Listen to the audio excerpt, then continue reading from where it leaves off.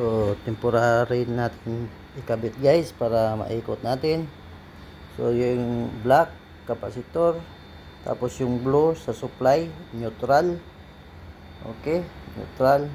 Tapos papunta siya ng motor, tapos dito supply, tapos ito ang hot line. Okay, line 1. So patungo pupunta doon sa power socket. So ito na.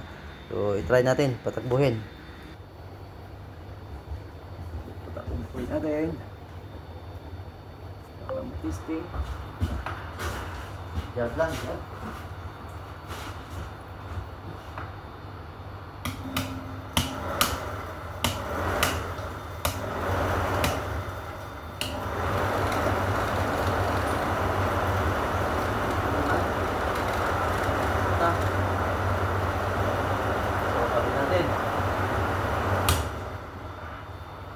Ikot na yung ilaw.